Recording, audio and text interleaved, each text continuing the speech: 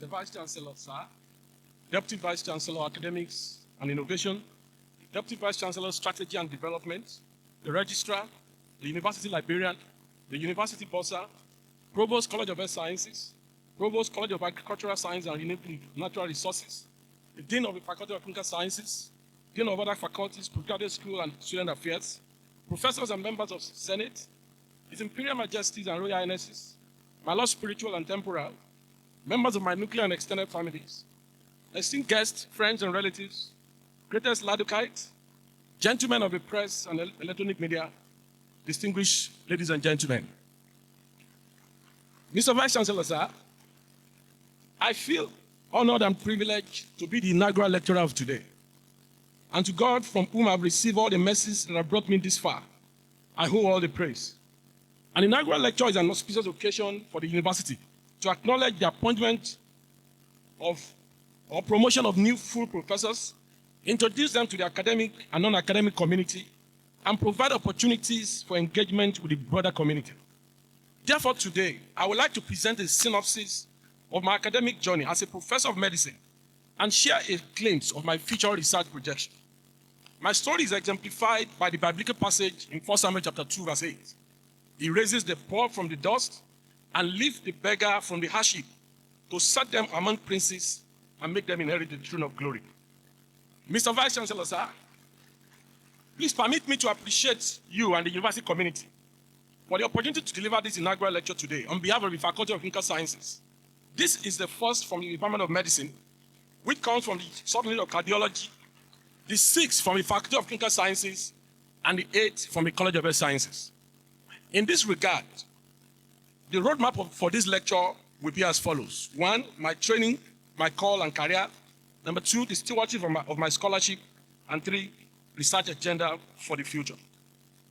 Mr. Vice Chancellor, sir, the title of this inaugural lecture was carefully chosen to bring to fore the decrepitude of scenarios in our world, where heart disease is rapidly becoming a common cause of death, not only in developed nations, but also in low and middle-income countries like ours, and the urgent need to combat it with a multifaceted approach to enhance the quality of life of our people.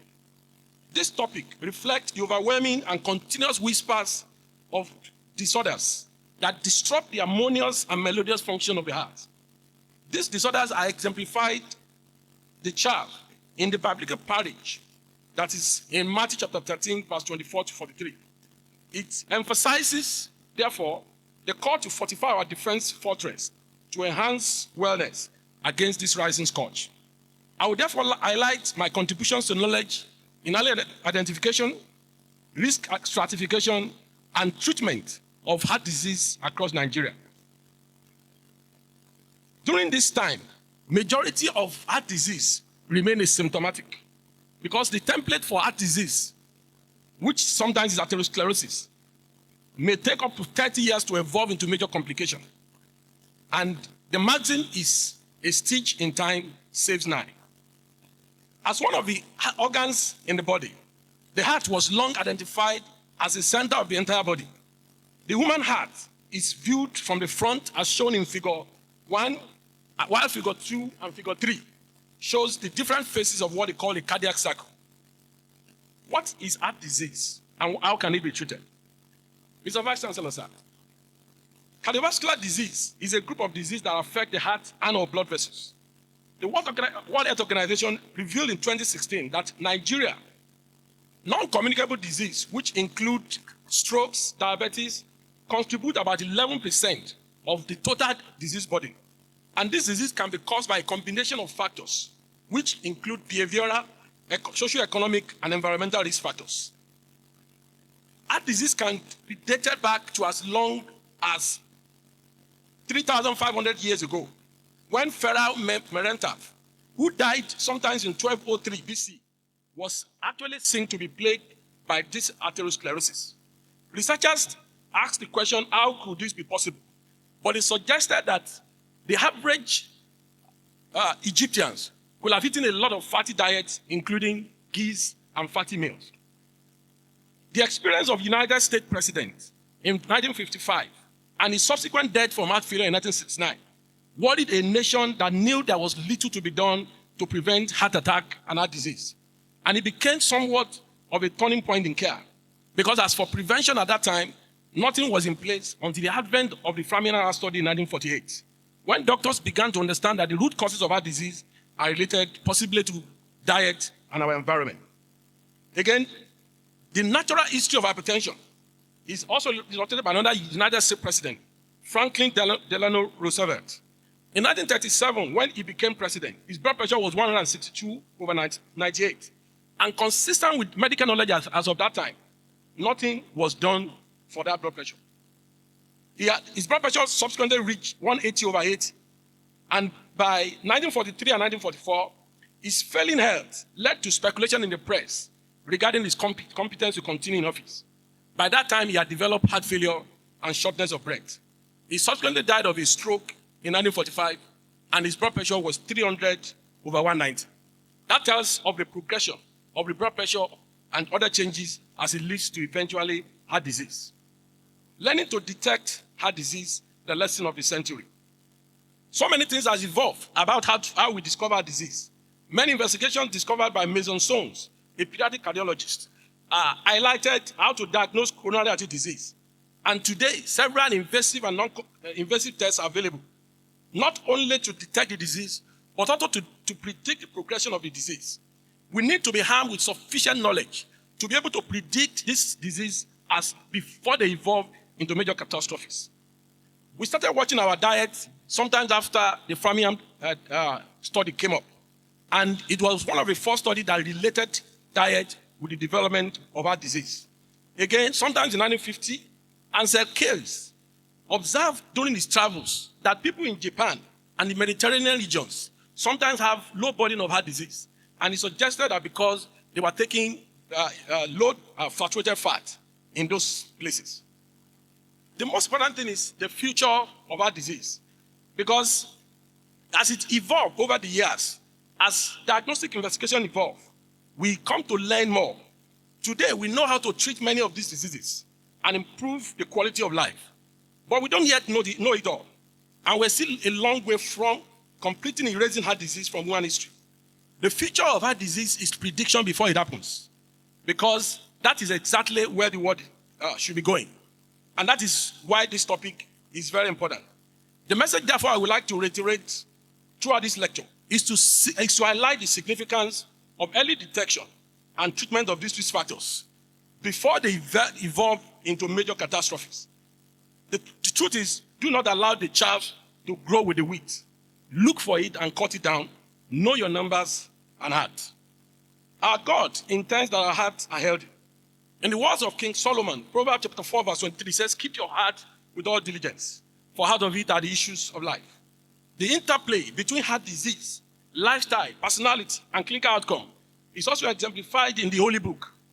The biblical account of Nabal's ostentatious lifestyle, his personality and cruelty, vividly describe how heart disease might have been the cause of his death.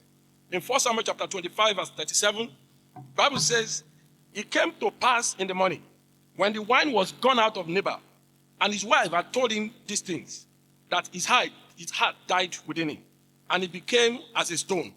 His heart burst of passion on hearing that his will had been thwarted, brought on a fit of apoplexy, in which he lingered insensibly for 10 days, until he eventually passed on. And as the Bible says, after about 10 days, the Lord struck Nabal, and he died. The parable of the wheat and the wheat, upon which this topic is found in Matthew chapter 13, verse 24 to 30. He says, he set another parable before them, saying, the kingdom of heaven is like a man who sowed good seed in his field. But while people slept, his enemy came and sowed wheat among them and went away. While the heart is designed to be like an enchanted garden of well-being, hypertension and heart disease, along with their multiple risk factors, emerge as relentless chaffs, entangling their roots deeply within the soil of our existence. And like an insidious sorcerer, they cast a spell of pressure upon our vital streams. They challenge the equilibrium of the mind and the body. And to break free from this enchantment, we must wield our magical tools of healthy habits and wise choices to restore the garden to its flourishing state of balance and vitality. Mr. Vice Chancellor, sir, The whole sole aim, again, is to highlight my contribution to identifying, treating, managing, and preventing this deadly scourge, a menace that is disturbing the harmony of many lives and leading to major catastrophes. This is due not only to the act of the so-called devils, but also to the devils of our choices in what we eat, how we live, and what we choose to do or not to. This is without prejudice, acknowledging the non-modifiable genetic disposition to many of these heart diseases. The truth is that while heart disease develops suddenly, it takes a long time for the child planted by the abnormal choices of life to grow into fully developed chaffs, often becoming an irreversible seed and trend of complex interaction and adaptation for the normal heart to function. This lecture therefore calls us to rise and prevent these chaffs from being planted in the first place. And if they are eventually found, we must learn how to nurture our hearts successfully against the venomous whispers of these disorders, entrenching a wall of strong defense until a good harvest is obtained. Mr. Vice Chancellor, sir, my training, my call, and career, my voyage in medicine is at best a divine ordination, crafted by God, even when I did not fully understand what it meant to be a medical doctor, let alone a cardiologist. I fell in love with cardiology during my medicine posting at OAU, and interacting with Professors M.O. Balogun and A.O. Akintunde gave me the driving impetus I needed to specialize in cardiology as a medical student. I loved the calm, the clean, and peaceful ambience of working with them, and I was fascinated by that I could be useful to many people, especially with those with heart disease.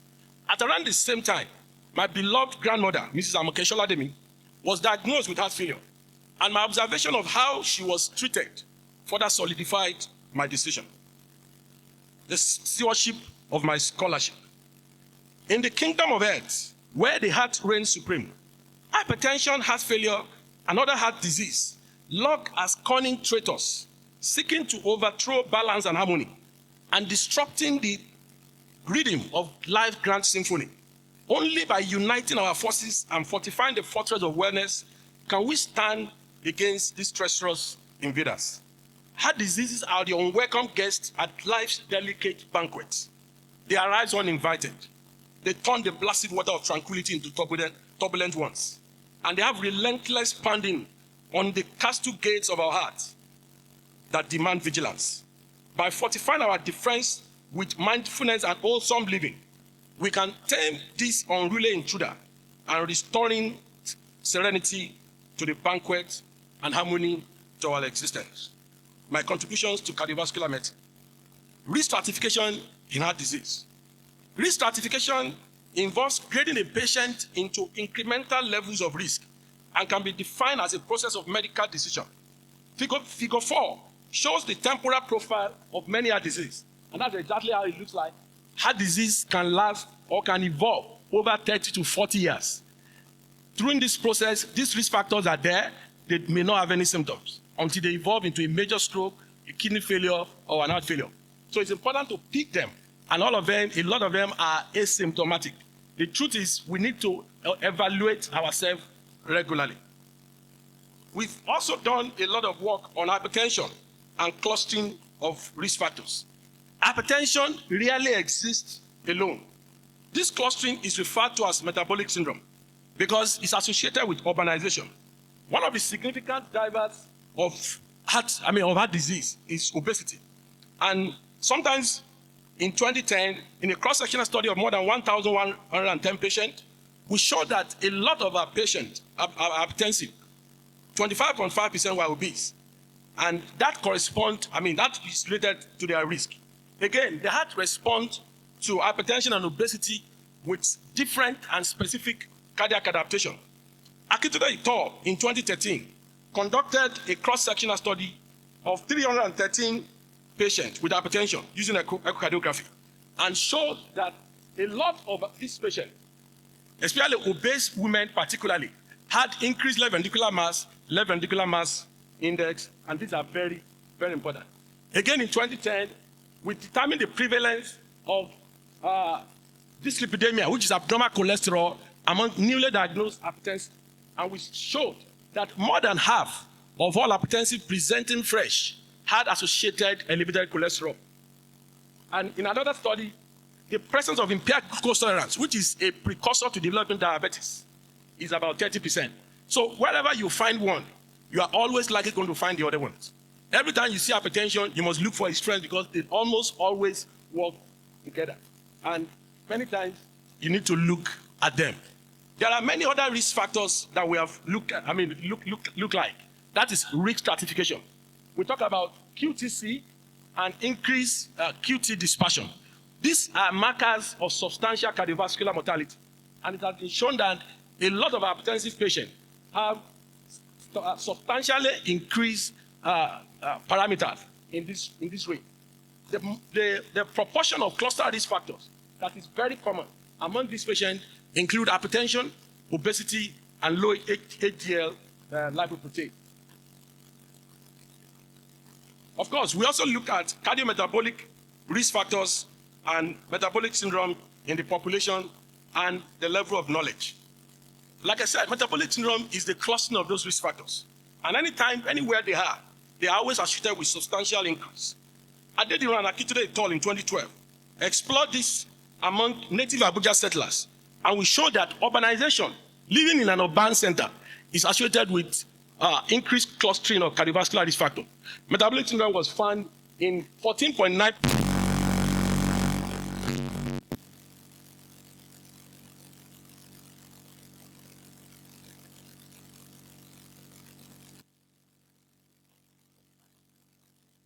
Again, we also show that urbanization is associated with higher prevalence of dyslipidemia. And these were very, very significant as shown in table 3. Sequel to some event in our university, Mr. Vice Chancellor, sir, sometimes in 2011 and 2014, we sought a university research Senate grant to describe the pattern of cardiovascular risk factors among our university staff here, who were apparently healthy. The result, I must say, were daunting and highlighted the importance of early identification and appropriate treatment. A cross-sectional sample survey of 206 university staff showed that the prevalence of all these risk factors was substantially higher than the population prevalence. It suggests that even university staff are at an increased risk, and it's a call to the National Association of Women in Academics, ASU, LAUTECH, NASU, and the management to champion the cause of increasing health awareness and evaluation among our staff. Again, we determine how much knowledge people have about heart disease, and we show that quite a whole lot of our people in the university did not have appropriate knowledge about the relationship between risk factors and heart failure and diabetes. And that is something of a very great concern. I have also highlighted the disparities in profile of heart disease between genders. Our research has described the gender-specific pattern of heart disease and corroborated the fact that women may be more at risk of heart disease. Because women experience unique lifestyle changes, such as pregnancy and menopause, and this can put them at an increased risk for heart disease. There is a need to constantly raise awareness for treatment and control of hypertension in Nigeria. Over some years, the May measurement month will determine the prevalence of hypertension across Nigeria. And using the MMM score, we screened about 9,361. Hypertension was present in 34.1% of the participants. Mr. Vice Chancellor, sir, one message that resonates throughout this study is that cardiovascular risk is a continuum. It doesn't start one day. Those risk factors are always there, silent and keeping quiet. We need to look for them, address them before they evolve into disease. And that is the reason for to raise effective medium for integrated strategies to reduce the burden by encouraging early prevention among the population. We've also done a lot of studies among our hypertensive subjects using echocardiography. In a study, we discovered that a lot of our hypertensive subjects, up to 85% of them, 2009, had diastolic dysfunction. and that the factors that determine those dysfunctions included their age, the level of systolic blood pressure, and other left chamber dimension. We also documented that their left ventricular parameters may also be related to the eventual dysfunction that occurs in them. We identified that patients with left ventricular geometric abnormalities called eccentric hypertrophy, which is a particular type of geometric abnormalities, is an early precursor to somebody developing heart failure, just to pick people before they eventually develop into heart failure. Again, in 2012, we documented the correlational use of the Global Myocardial Performance Index, called the TI index, and we reported that it was correlated significantly with many of the cardiovascular risk factors. Again, carotid arteriosclerosis, that is thickening of their carotid arteries, can often precede a stroke. And we can predict somebody that will develop a stroke simply by measuring the thickness of the carotid intima media thickness. Sometimes in 2013, we examined the usefulness of this parameter as a surrogate marker. And Akintunde et al. 2013 established its usefulness in hypertensive subject. A simple measure of that CMT using an ultrasound machine can actually predict your risk of developing a stroke and help you to inform, to take preventive strategies which can be life-saving. Again, another marker is aortic root dilatation. And when that dilatation occurs, it indicates an increased cardiovascular risk. We showed that in our patient, Akintunde et al. 2013, aortic root dilatation was significantly associated with many cardiovascular risk factors, which included age, waist-hip ratio, left ventricular mass index, and left ventricular chamber dimension. One heart disease that is becoming very rampant is heart failure. And it is a syndrome that is characterized by structural or functional abnormality. Our survey back sometimes in 2012 suggests that there is a changing pattern of heart disease. In Osogbo, we documented about 45% of all our patients having non-communicable disease. Again, in many of these heart failure, sometimes people think heart attack is not very common here. We looked at the proportion of those heart failure who has had what may likely have been an ischemic heart disease, and documented that up to 13% of them could have actually had a previous myocardial infarction. The challenge is that a lot of them, or all of them, denied history of chest pain. And it is possible that risk, our genetics or our environment might have been the risk factor. One case out of so many that I have seen was a scenario, was a patient of mine, a middle-aged man from a village in Osun State with a 3-vessel disease on angiography, which is the most severe form of ischemic heart disease. And he denied any history of chest pain. He was referred for angiography and coronary intervention and is doing very fine today. I'm sure somewhere is either here or online. We therefore suggest that Africans may not always present with the typical chest pain of acute myocardial infarction, or it's possible that they have been wrongly diagnosed and they could still present and go ahead to develop heart failure later in life. Well, the contribution of rheumatic heart disease to heart failure has also been emphasized in studies by our group. Rheumatic heart disease, that's damage of the valve and is the second commonest cause of heart failure. We reported in the inter-CHF study, where I was a major site investigator, that rheumatic heart disease is the second commonest, and that our patients have very poor temporal profile and clinical outcome. This poor clinical outcome were related to the presence of comorbidities that occurred in heart failure. Mr. Vice Chancellor, sir, I've studied many of these comorbidities in heart failure, and I've shown that a large proportion of heart failure patients have very many of them. In the iron deficiency anemia in heart failure study, which is a pioneer interventional study in Africa of iron deficiency by Akintunde et al., we demonstrated iron deficiency occurring in up to 60% of heart failure patients. And almost all of them, up to 93.7%, have at least 2 or more of the 13 comorbid factors that were studied. We also observed that a lot of them had snoring and obstructive sleep apnea. So that snoring itself is a risk for heart disease. When you snore and when you have heart disease, you are likely going to have, a higher body.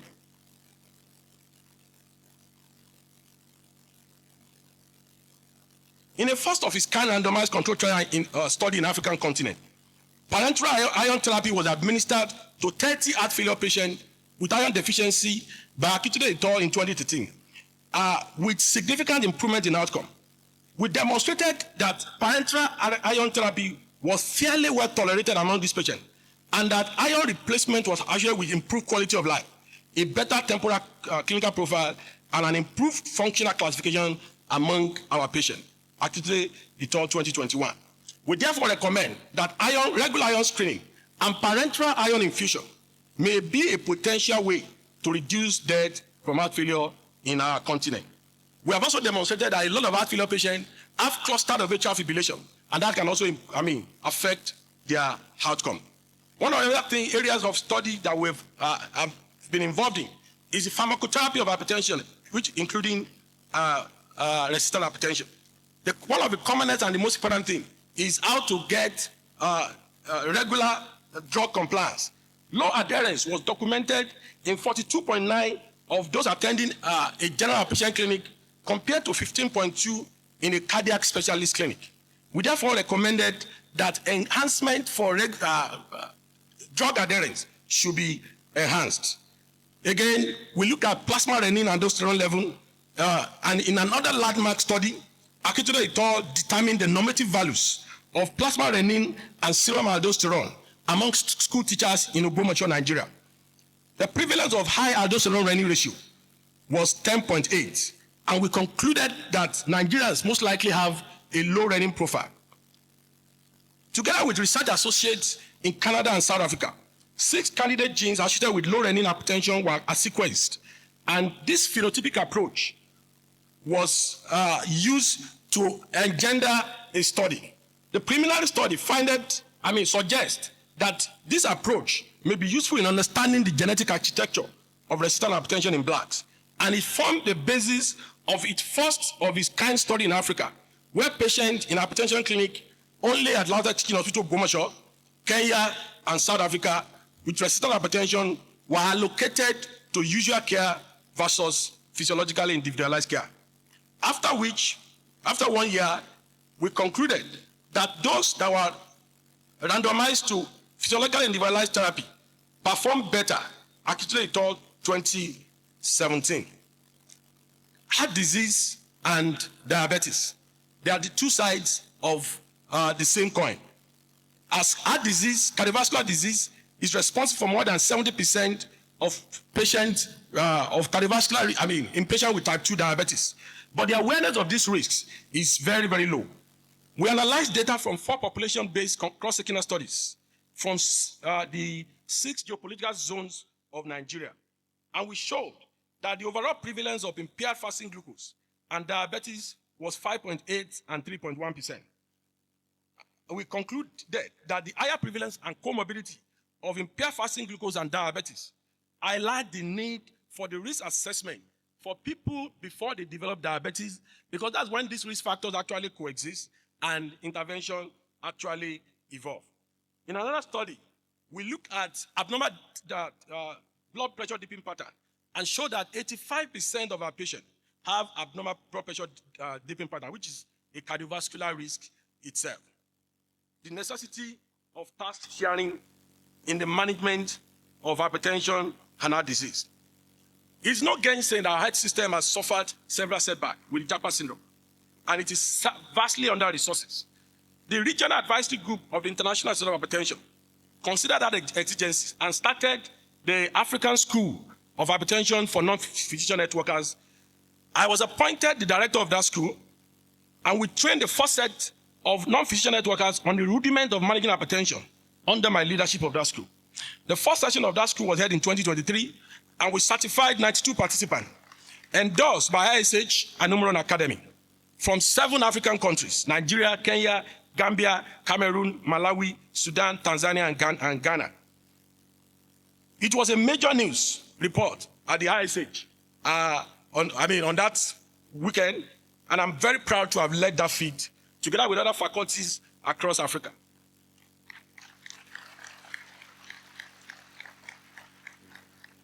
Cardiovascular risks in the population. Mr. Vice Chancellor, sir, My emphasis on tackling these myriads have sometimes recently changed into our population and permit me to report some of our findings in this area. Children of people with hypertension, they tend to have an increased risk even before they they go into adulthood.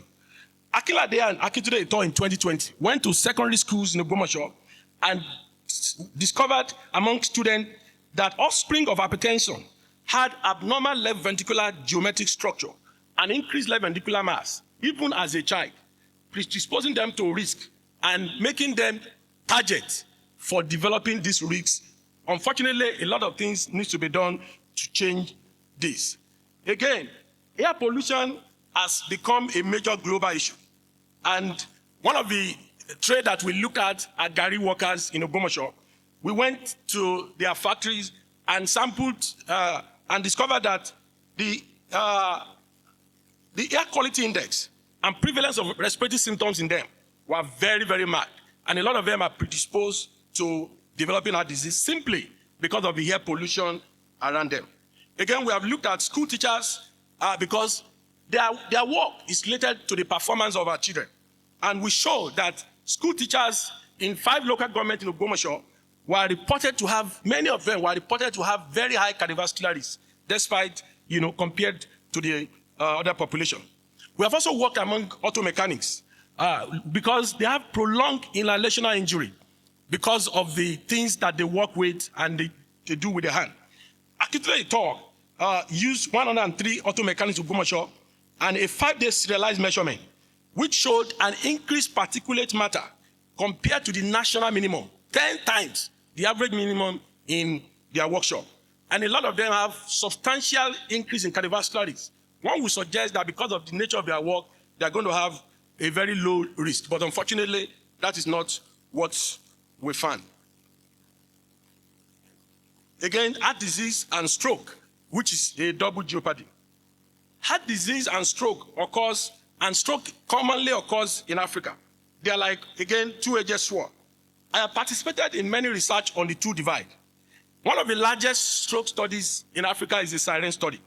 And we documented that traditional risk factors that are responsible for stroke, 95% of them are related to factors like elevated blood pressure, diabetes, obesity, and smoking.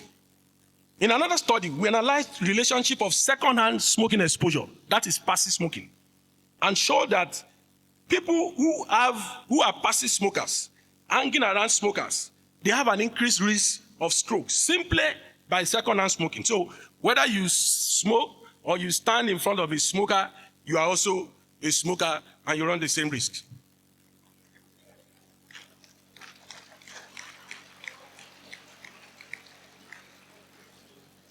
Well, when stroke occurs repeatedly, we look at the risk factors that determine the recurrence and discover that many of the modifiable lifestyle risk factors, including hypertension, diabetes, are essentially the target for prevention.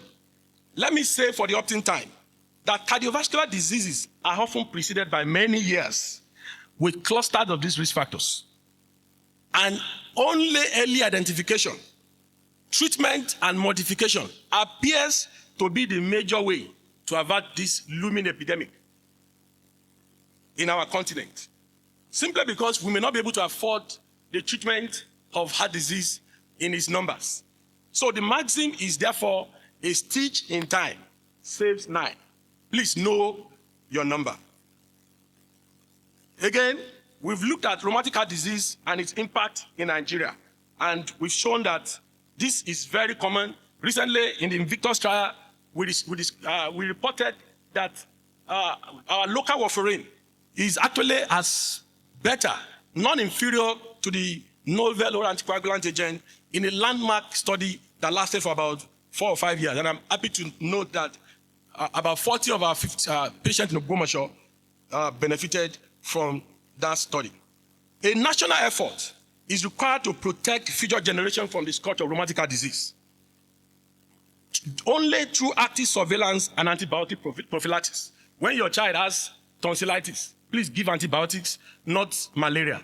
not anti-malaria. And that is the way to treat the future generation for rheumatic heart disease. The time to act is now, because that has been helpful in countries like Nepal and Cuba.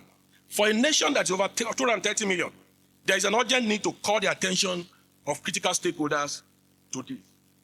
Sudden cardiac death and its prevention. Mr. Vice Chancellor, sir, the trend of sudden death is on the rise in our environment, and our university and immediate community has not been spared. It is the unexpected, non-traumatic death occurring within an hour, and the majority are related to heart disease and stroke. A lot of them are not often unexpected, and the impact of many of these subtle risk factors, including urbanization, air pollution, physical inactivity, and potentially turbulent newer risk factors, requires that we must be on the alert to deal with them. An ounce of prevention is worth a pound of cure. Don't put what you can do today. Please afford yourself screening. My routine clinical observation and advice. I have come to learn, Mr. Vice Chancellor, sir, that heart disease are very much with us. And that is a synopsis of how to prevent heart disease. 10 steps to prevent heart disease. You need to manage your blood sugar if you have one. You need to, see your doctor for a regular check. You need to be on the move. Take pace. Leave that car, move, take a move. The advice is take 30 minutes or 40 minutes of exercise daily. And this urbanization is catching us rapidly with us, and heart disease is on the increase. You need to be on the move. You must be smoke-free. And I talk about passive smoking.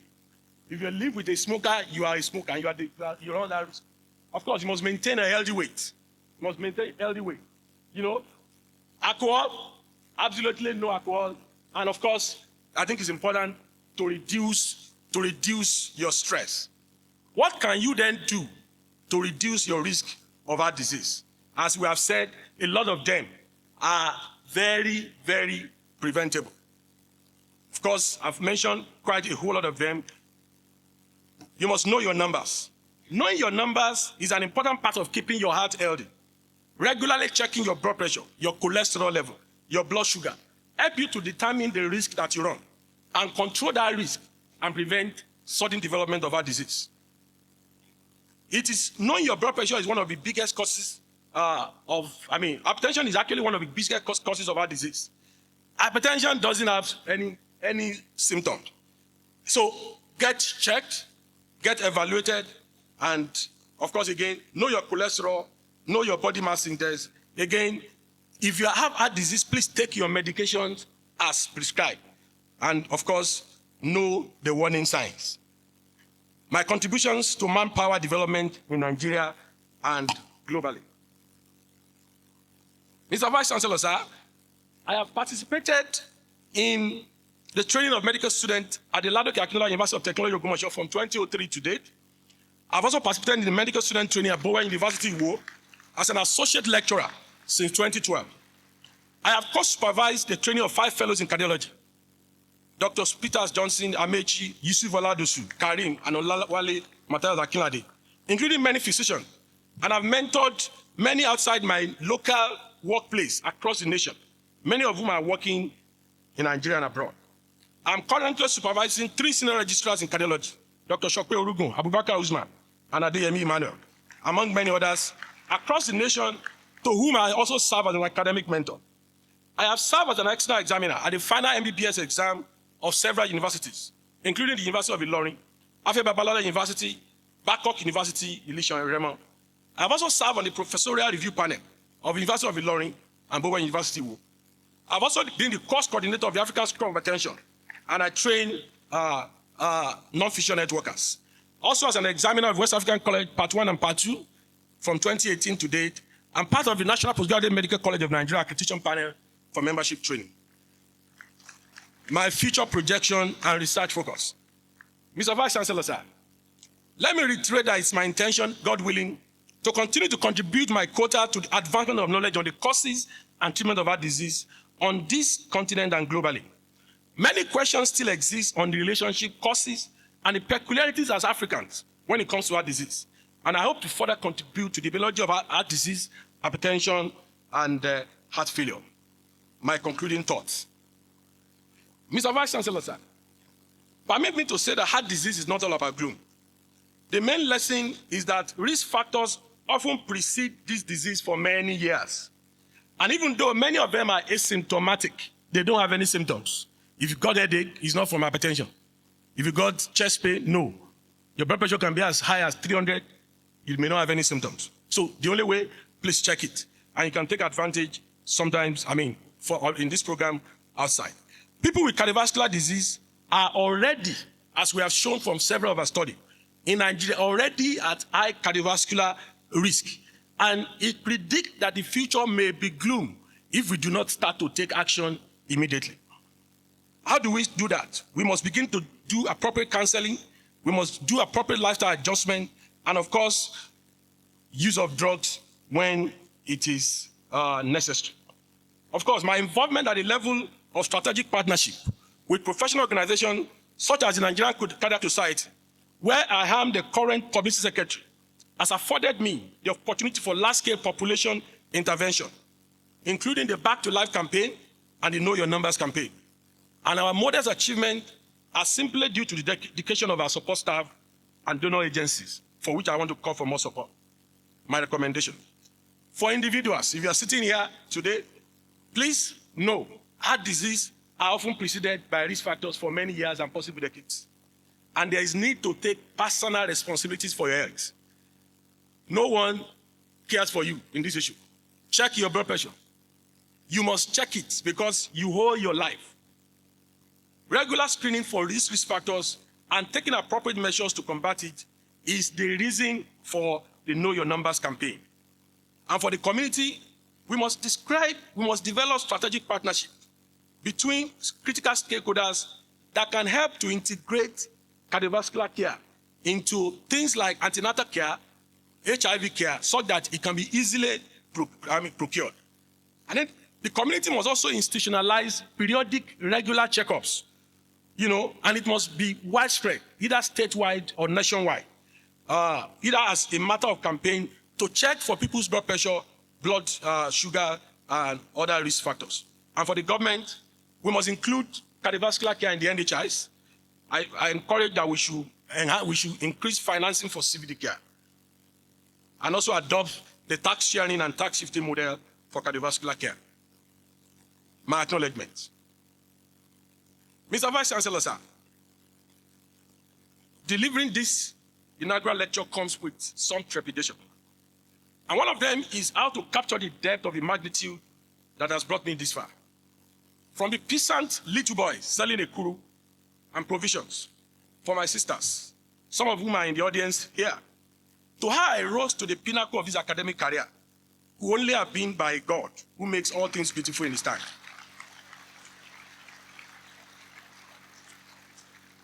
I would like to pay special tribute to my grandparents, late Pa David Solademi and Mrs. Amoke Solademi, under whose care I enjoyed so much care and affection.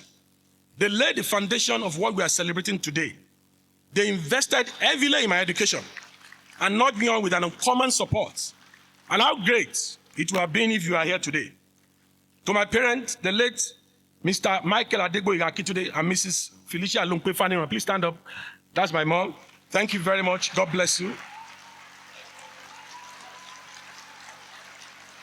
To my siblings, Mr. and Mrs. Jide Omotola, Tayo Olaniran, Funlola Adeyemi, Bukola Akintunde, Mr. and Mrs. Adediran, Segun Akintunde, Dr. and Mrs. Kule Faniran, and Mr. and Mrs. Oluwafemi Akintunde. I appreciate all of you. I also like to thank my esteemed cardiology teachers, upon whose shoulders I have leaned on to get to this height. Professor Oladimeji George Okpadijo and Professor Mrs. Patient Akinwusi are here. Professor Akinwusi is here today. Please stand up, ma.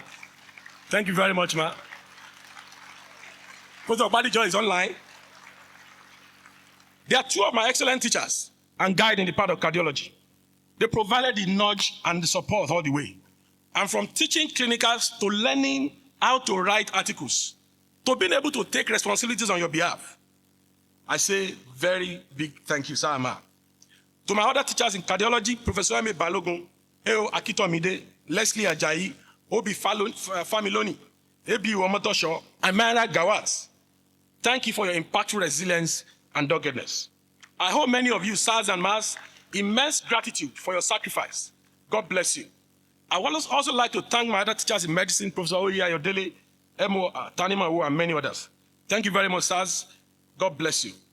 To my colleagues, Professors Philip Adebayo, Abiodun Jamilon, Michael Olamoyegun, Doctors Okoyomi Oni, GM Israel, Modupe Oje, Abukarim Shitu, thank you for being good partners and colleagues.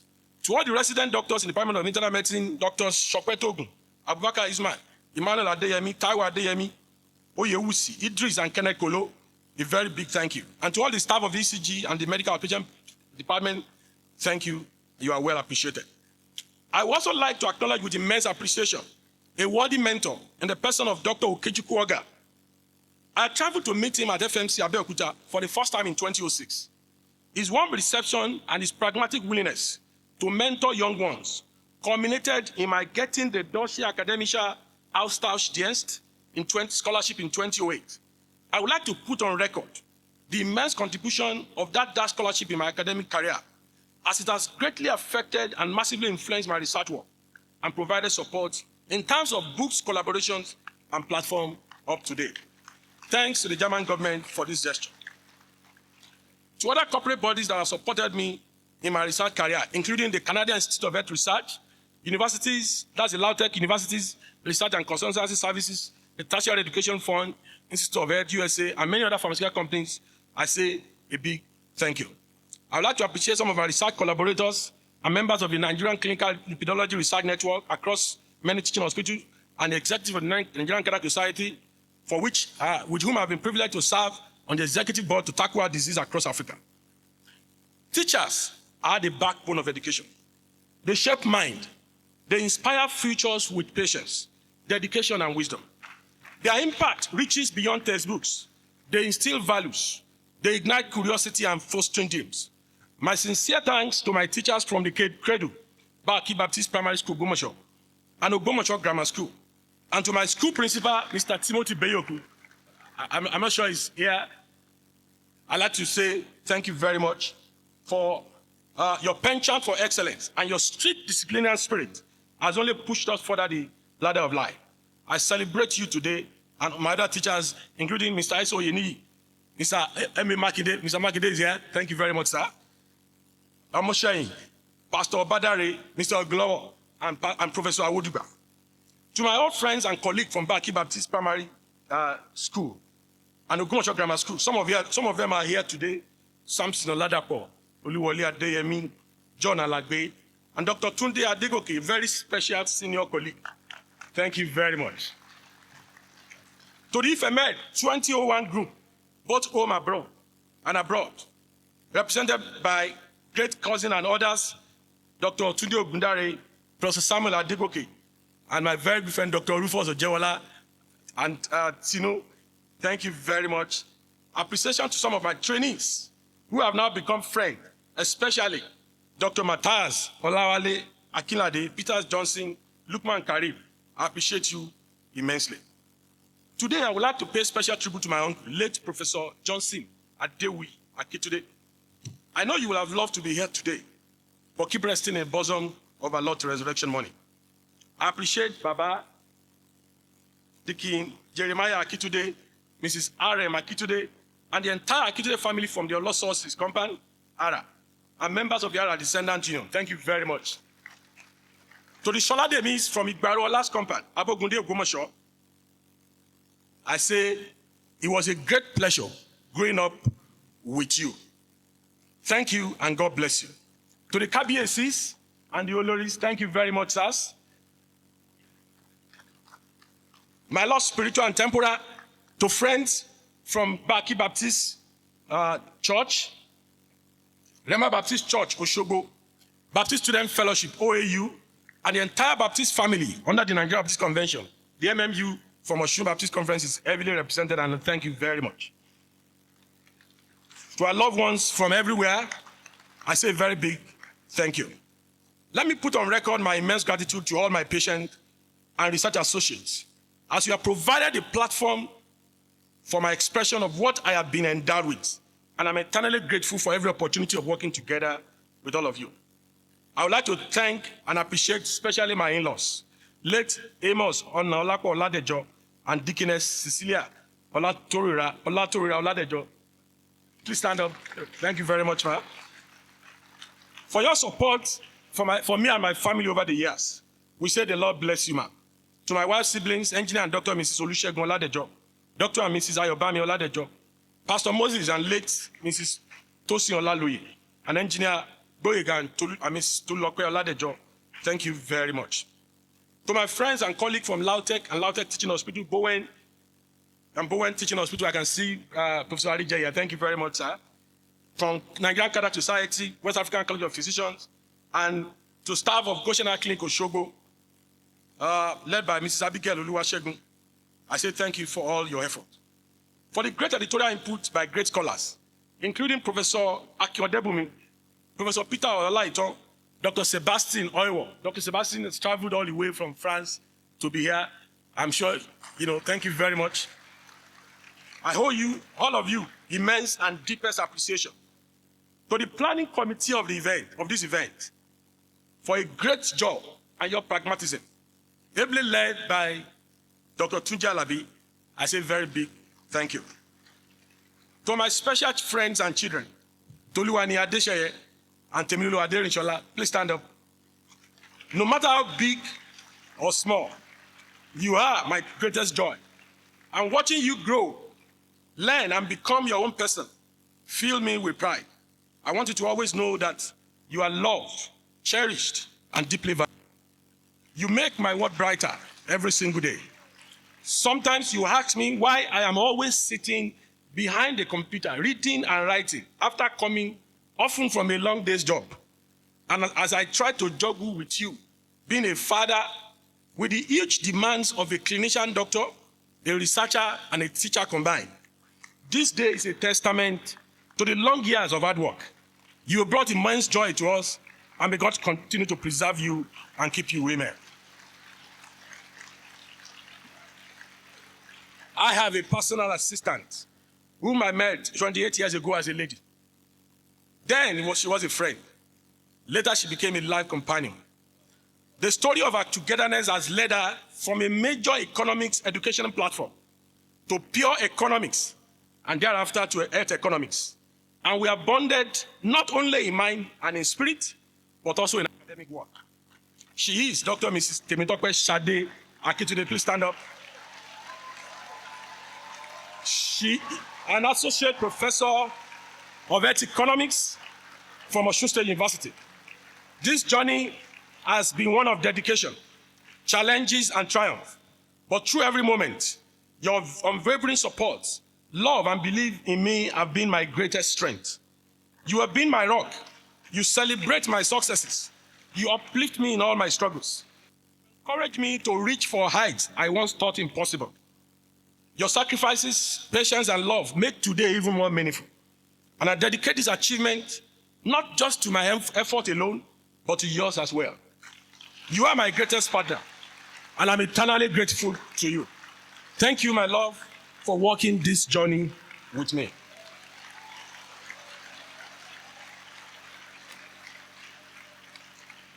And to God, who doeth all things well, the fourth man in the fire, to the one whose love for me is eternally boundless, whose power is transcendent, who has simply made me in the image of his glory to radiate exuberantly, to the Ancient of Days, who made this day possible, and to whom all praise is due, I say Ebenezer, for the Lord does help us.